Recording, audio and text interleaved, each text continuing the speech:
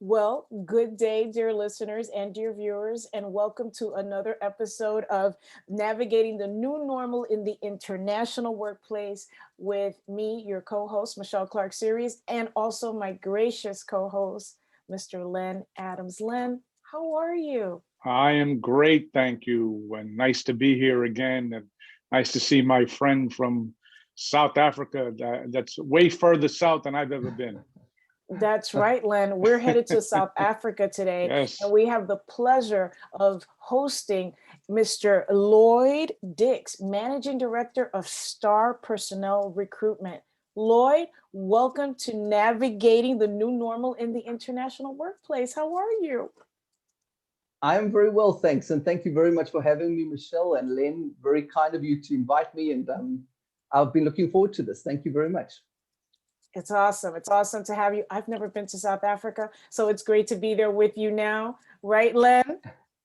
Absolutely. Absolutely. Looks beautiful. It does look beautiful. Here we go. Really nice view, Lloyd. Very nice view. So let's Thank you. So Lloyd, tell us about your title and about Star Personnel Recruitment. All right. Thank you very much. Yeah, Michelle, I'm the managing director. I guess you'd call it the CEO in American terms of Star Personnel. We're a niche recruitment agency based on the southernmost tip of Africa, which is in Cape Town.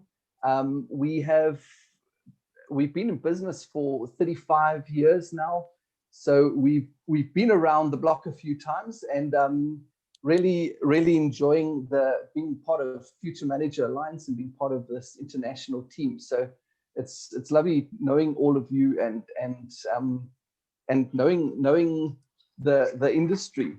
Having been established in 1986, Star Personnel has, really come from very long-term background. We had the name Star was still from the days that we used to say everybody's looking for a star.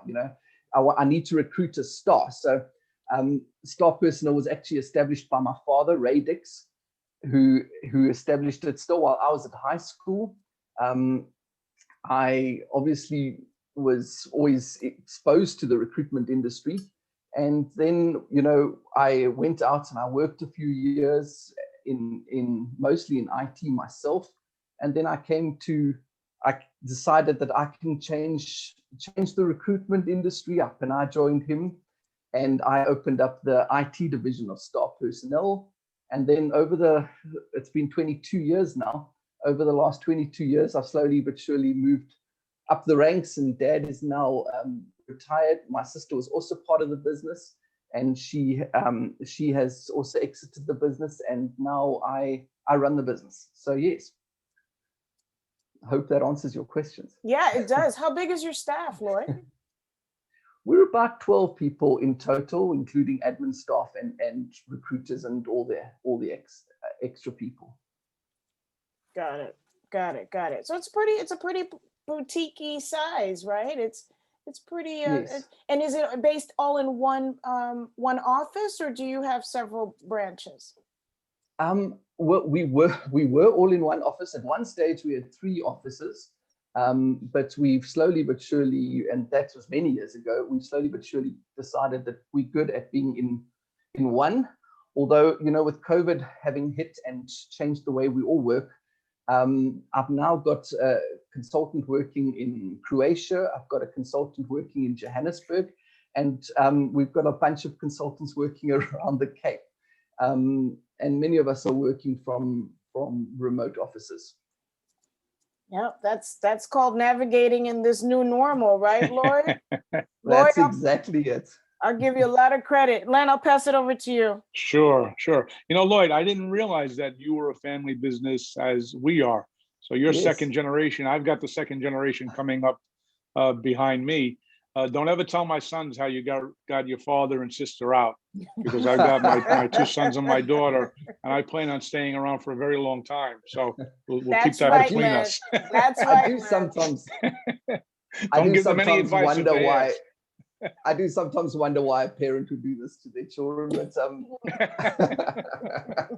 Well, they did it willingly, as I'm sure you did. So listen, yes, no, for it's a sure. great business when it's working. It So is. what unique challenges have you faced as a business owner?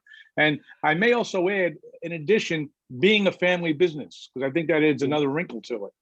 Oh, it certainly does. I was very blessed to be part of a family, and a very close-knit family where we really got on, and so I've been very lucky with working in a family business. And obviously, as Dad retired and Shannon got married and moved to Durban, it's allowed us to, well, I had to take over, and I had to fill very big shoes at one stage. And I've enjoyed the process, but it has been challenging. It's obviously, there are plenty of challenges in South Africa with regards to recruitment. The recruitment field in South Africa has been a difficult one, in that we almost exclusively work on a success fee basis, which makes life very challenging. And unfortunately, it really does water down the service that recruiters add to the business. And we found that this has been something that has been just getting progressively worse, because everything is based on how quickly we get a CV in front of a client, rather than actually the quality of service. So that's been a real big challenge that we're working hard to try and overcome, and try and educate our clients that, working on a retainer base is far, although it's an education and it's not easy to convince them, it's a far more mature way of working, in that the consultants work on less specs. They work in a far more professional environment. They aren't pushed to try and just get a CV in front of the client. They're wanting to make sure they've gone through the correct process. So I'm sure I don't need to tell you, but it's that has been a big challenge in the industry, in the South African industry in particular. And with COVID having hit especially, we found that a lot of people are just jumping on the bandwagon. Those who've been in HR, or they've been in bigger firms, they've opened up smaller agencies, and they are, they're competing sometimes at silly numbers, and it sounds very exciting for the clients to work at, silly percentages. But you get what you pay for. And yes, exactly. And the after sales service, and the process of making sure that the job is done correctly. And they forget that their people are their biggest asset. You ask any boss, they'll say, you ask them what their biggest asset in their firm is, they'll say their people. And then they let anybody go ahead and recruit and be the forefront of their recruitment process, which is the acquisition of people. Yeah. So, but that has certainly been a challenge in South Africa, and it's something that we're working very hard to try and rectify. It'll turn around. You know what? The cream always rises to the top. Okay. And there's always those bargain basement firms that come out of the woodwork in times like this. And as quickly as they come, is as quickly as they go. And people like you and me and many other of our FMA partners, we last, and we survive, and we succeed, and you will too. It's an education, and I think I'm finding it the clients are becoming more attuned to it. It's becoming a less difficult sell. Clients to make them recognize. I don't mean to step on everybody's toes, but to recognize that the retainer or the exclusive is not for our benefit; it's for their benefit, right? So it's not a race to get a resume in. It's really to allow us to do our job and do it well. So I'll shut up. I'm sorry. Go ahead, Michelle. I think on the other side, as a career coach, it's important as well, right? Because that gives you the time to choose quality candidates for the positions that you're seeking to fill. So it works well for everyone. We can do our job right. That's right. I think it's a fair point. Lloyd, you had mentioned that your background is in IT. So what areas does STAR focus on? Is it IT as well? Yes, Michelle. We are a generalist agency, and we tend to employ people and allow them to work in areas that they understand. So, if obviously the consultants that we employ, we try and encourage them to work in areas that they understand. But we're a generalist firm. We're very strong in IT in particular. It's an area of that we very strong in. We're strong in civil and engineering as such, whether it be mechanical, civil, or industrial. We are strong in financial services. We're strong in office support. We're strong in healthcare. So those are probably our main niches. But you know, we've learned the tricks of finding good people, and we've got a very substantial database of South Africans, but we know how to recruit.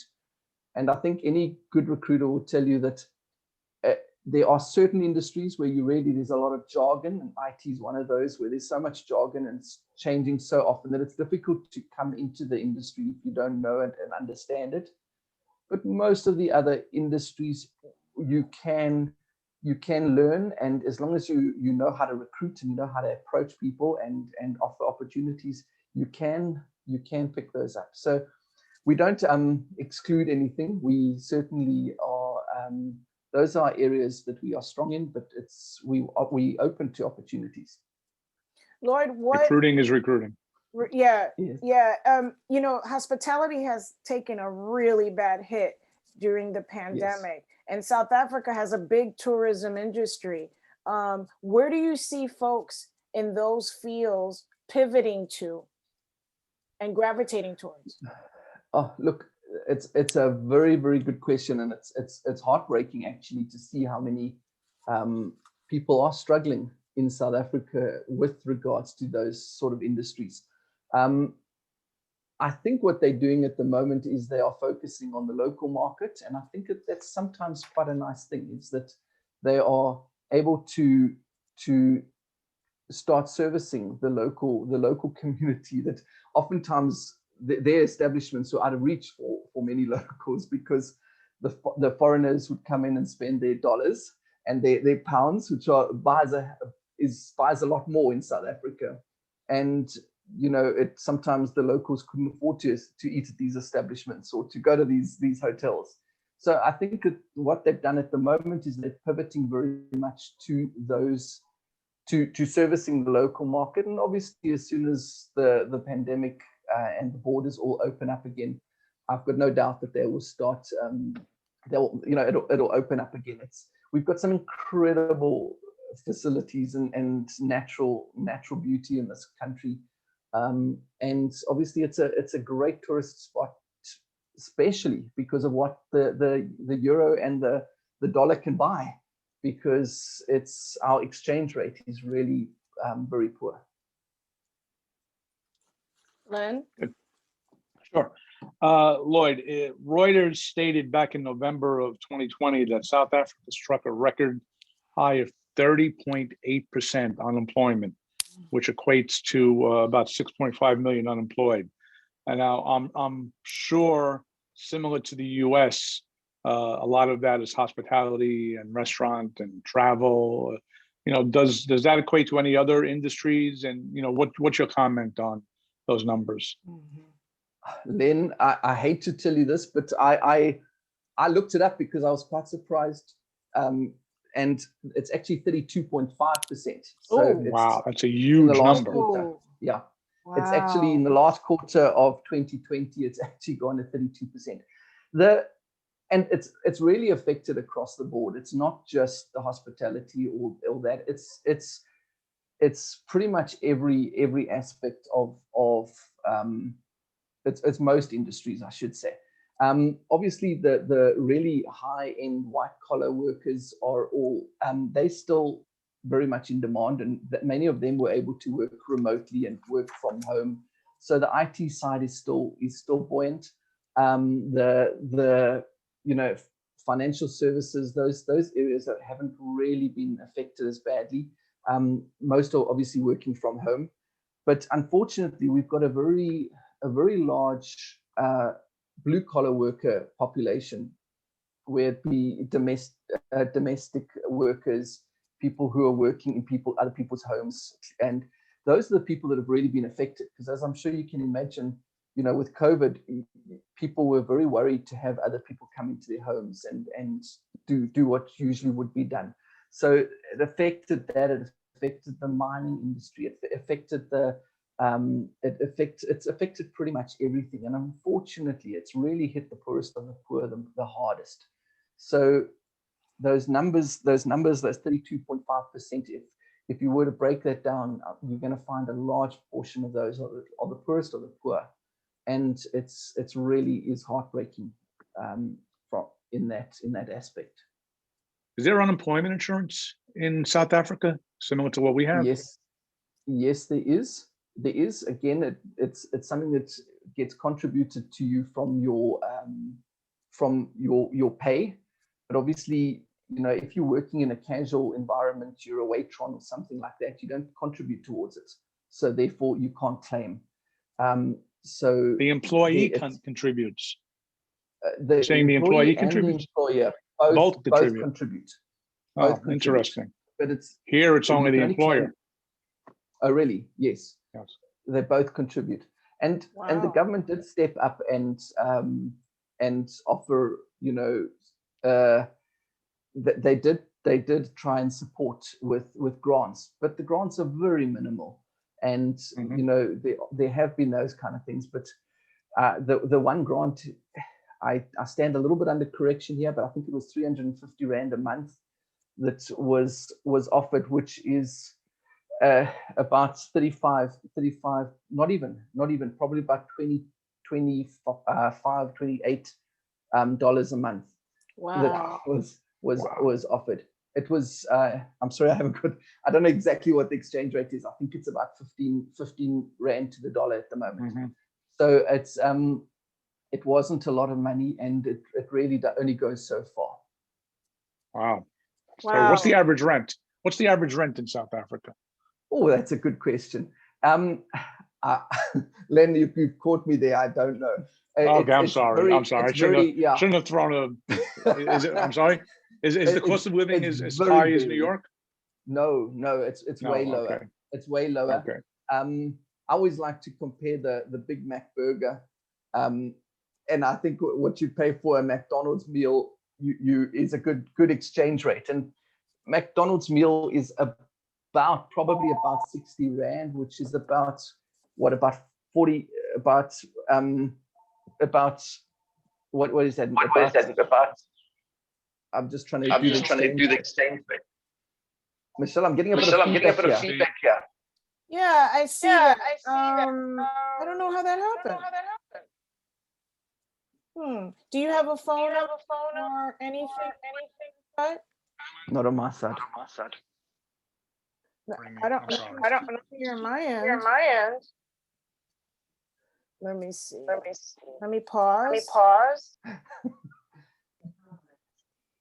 So Lloyd, how much is a McDonald's meal in South Africa? It's about 60 Rand. It's about 60 Rand, which is about $4.10 for a McDonald's meal with chips and a drink. So Michelle, you have a teenage son, so you must know. I mean, yeah, he actually turned 16 soon, and he's moved on from McDonald's. It's becoming more expensive. Oh, maybe I should have quoted a Happy Meal. But I mean, I'm just thinking about it. $4. I mean, nowadays McDonald's has become really inexpensive. I think it's about $5. It's about $5. I think it's about $5. Yeah, it's about. When I get my grandkids the Happy Meal, it's $5. No, funny. Happy Meals will be cheaper. I should have looked it up. No, no worries. The cost of living in South Africa is very reasonable, and I think that's why a lot of us do live here. We've got very, very beautiful environment, very beautiful landscapes and natural environment. We've got, and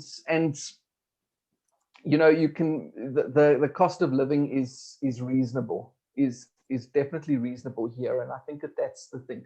And I think that's something that's, I see opportunities when you talk about navigating the new normal.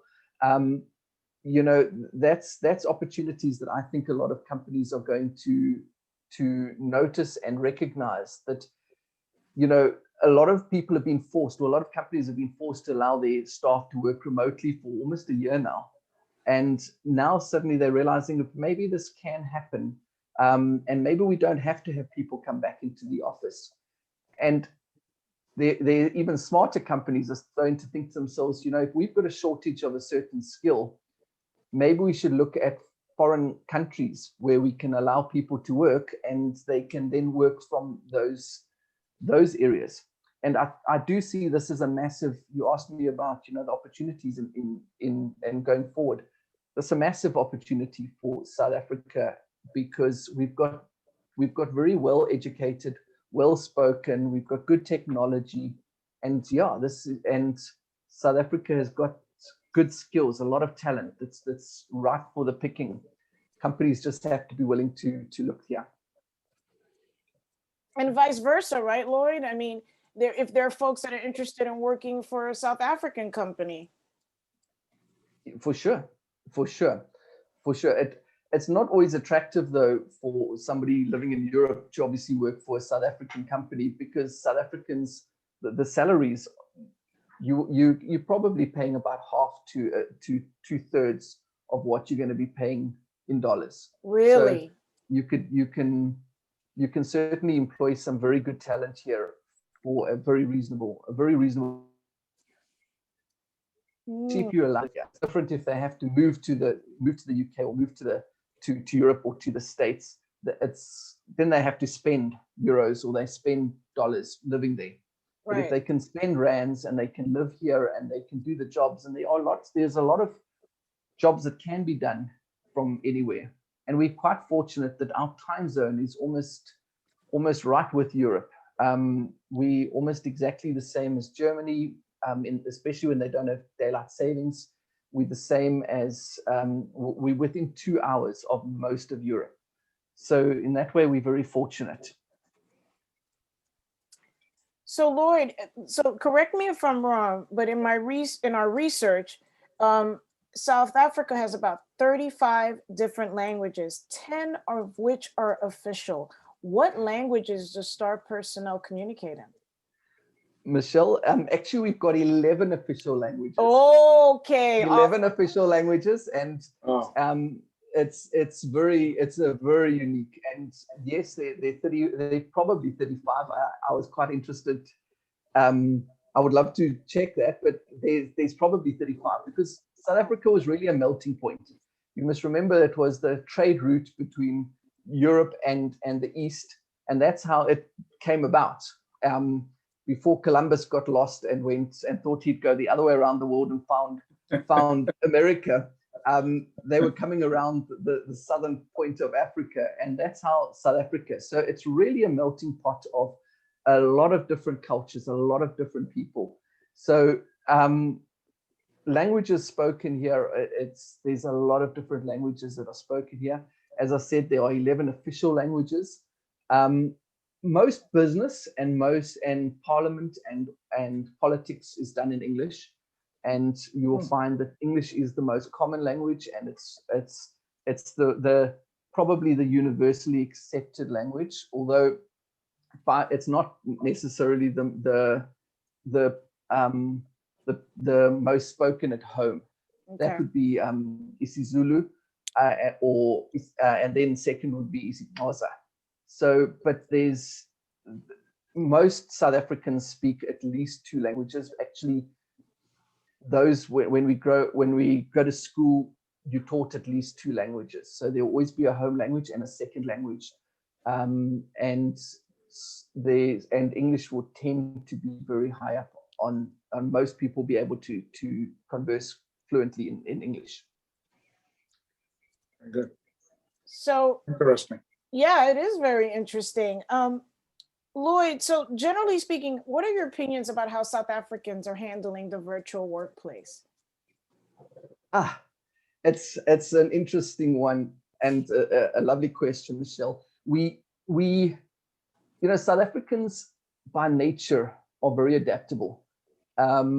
We've really been through a very difficult time in the last 30, maybe 35 years, going through, as I'm sure you're aware, a very, very difficult transition. And it made the South African culture to be very adaptable. And for that reason, you'll find that South Africans tend to, we just went home and we started working. And you find that we've got our challenges, that we've got. I was quite interested to watch, and I shouldn't say amused to watch, but how Texas went through a power outage recently. Yeah. We've been living with that for approximately 20 years, where we've got areas that we have power outages, or we have what they call load shedding, where they just reduce the load on the national power grid. But you find that South Africans have all adapted to this. Most of us have got either a UPS or a generator. I'm a little embarrassed to say that I happen to have a UPS so that I can keep the electricity on, but most of my neighbors have got generators. So you often find that when there's a load shedding, suddenly all these generators start. And I actually go into my garage and I start my lawnmower just so that I don't feel left out with a I'm kidding. Okay, there's a thought.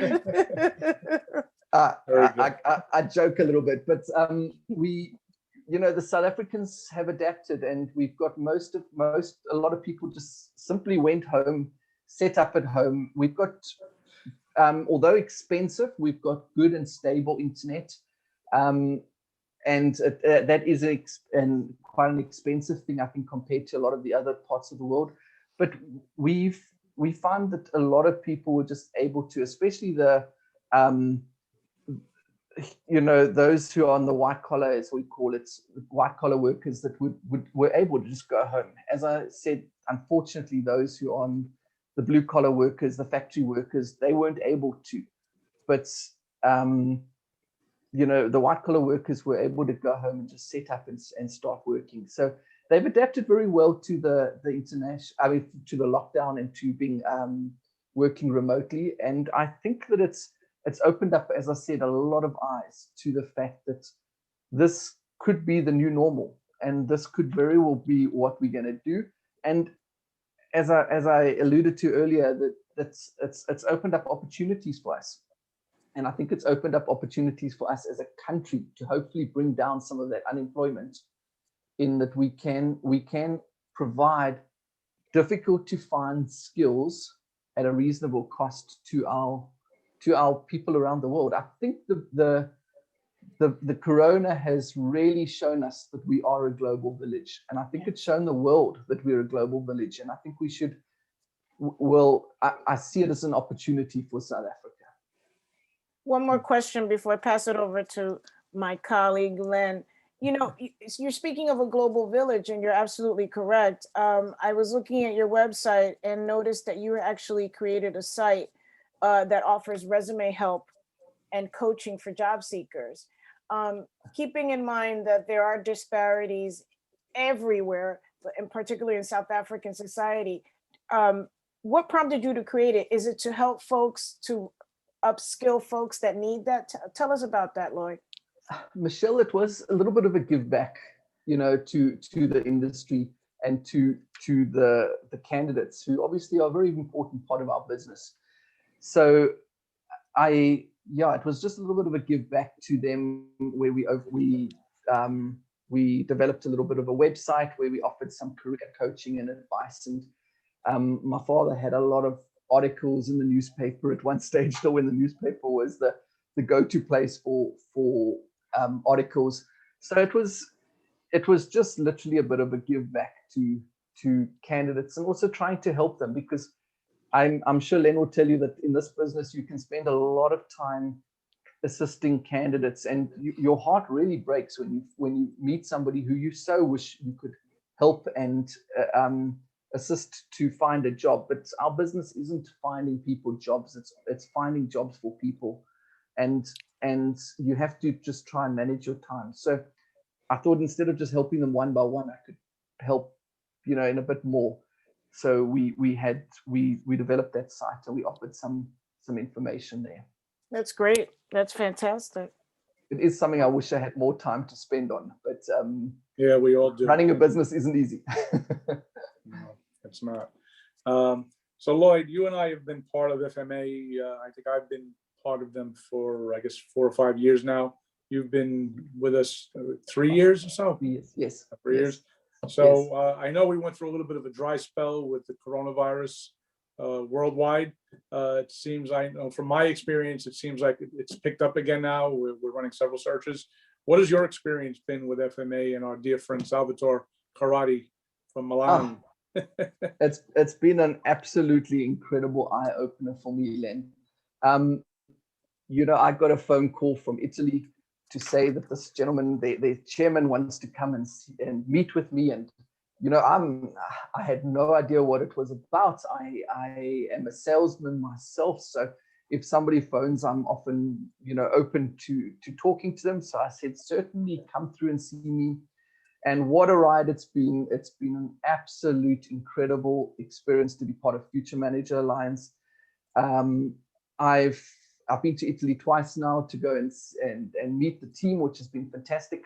Obviously, this last year was cancelled, but it's been an absolute eye opener. And I've done business that's certainly wouldn't have come my way if it wasn't for this. We've recruited for China, we've recruited for the UK, we've recruited for Ireland, we've recruited for the Ivory Coast, we've recruited for we in business with Germany, and I'm very proud to be partnered with them.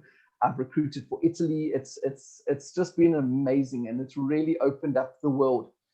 And as I also think we alluded to earlier, it's shown me that the way South Africa is doing business in the recruitment industry isn't the way we should be doing business. Oh. The success fee is certainly hurting our industry rather than making us more professional. We need to really lean towards the way it is happening. And I know South Africa has often followed the States a few years behind, and I'm really looking forward to this turning and employers understanding that if they want good staff, if they want professional staff, they need to put forward the right impression right from the start. And that only happens with a retainer. That only happens when they can consultants can take on less assignments because they don't have to hedge their bets. And so I've really learned a lot about Future Manager Alliance. I've got a few clients that are now working with us on a retainer basis, and obviously they're getting my full attention, or our full attention. And I'm hoping that we're going to grow that side of the business a lot, and I hope that people will understand where we are. But that's all thanks to Future Manager Alliance. Yeah, thank you, Salvatore. Yeah, thank you, Salvatore, and and the whole team. The way about some of your challenges. Let's have another discussion. But I found from my experience, and I'm sure you agree, that one of the main benefits, besides the learning experience with FMA and the clients we've picked up, has been when we get together and we speak as a group, and we've met. I haven't met you, but I've met others. You learn that all of us in our industry around the world, we have the same problems. Yeah. No matter what country we're in, we have the same exact issues. When I was in Milan a couple of years ago with them, and we sat around the table, you had that same problem. Oh, me too. Okay. Yes. And it was really eye-opening to me to learn that, it's a big, big, big world, but it's very small, and we all have the same 100%. Issues. 100%. Yeah, absolutely.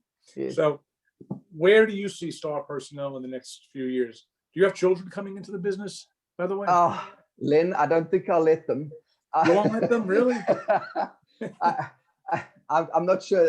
My oldest is 9 only. Oh, so okay, I've got a long way to go, and we'll see if they want to. At the moment, they still want to go into bringing back the Tasmanian tiger. They want to get into genetics, and this is what's exciting them, you see. Wow, so, that's pretty impressive. I don't know what I wanted to be. I probably wanted to be a firefighter when I was 9, so I don't know. Where do we see Star Personnel? I am so excited about how we've grown in the last 3 years since joining Future Manager Alliance, and being the partner in Southern Africa, that I can just see the international business taking off in a big way. A lot of times, and we love to say it, but South Africa is the gateway to Africa. I think most people have identified that Africa has got a lot of potential that's untapped. It's got a lot of natural resources. It's got a lot of buying power. It's got a lot of there's a lot to be said for Africa, and South Africa, being where it's located, being with its infrastructure, being where it is, and certainly we've got our problems. Don't get me wrong. We've certainly got a lot of issues that we have to overcome. We have to overcome a lot of corruption. We have to overcome a lot of issues in government. And maybe you should edit that before I get into trouble. Oh. I'm joking. And South Africa has nice people like you. I have other friends from South Africa, and I've only had positive experiences. Yeah, but I really think it could be where we go into really becoming the gateway to the rest of Africa, and allowing, and I hope Star Personnel, and I hope the Future Manager Alliance in South Africa can be can be a big part of that gateway. Yeah, Hope so. Yeah, we know so, right, Len? We know so. Lloyd, Absolutely. Thank you. Lloyd, thank you, and I'm looking forward to you both coming to visit us. Oh, and yeah. we'll take you up the mountain. Oh yeah. It's beautiful. And then into your yacht, the beautiful yacht in the back. Oh yes. Lloyd, you have been an absolute star. We really thank you for taking the time out of your busy schedule to meet with us. It's been fantastic to listen to your experiences and your perspective, and we wish you the best of luck. Michelle and Len, thank you very much for this opportunity. Sorry? You're a star from Star Personnel. Thank you. I know that was intended, but thank you very much for this opportunity. It's been an absolute pleasure. I've watched a lot of your podcasts, and they're fantastic. So please keep up the good work. Thank you, Lloyd. Thank you so much. We appreciate that. I appreciate you. I appreciate Len. Well, thank you, dear listeners. Lloyd, don't go anywhere. Thank you, dear listeners. Thank you, dear viewers, for listening in. And thank you to all of our new listeners. You know, Len, we're growing. Really? Numbers are good, huh? Numbers are good. So thank you. Good. Thank you all. Comment, let us know, pose any questions. That's what we're here for. Thank you again. Until next time.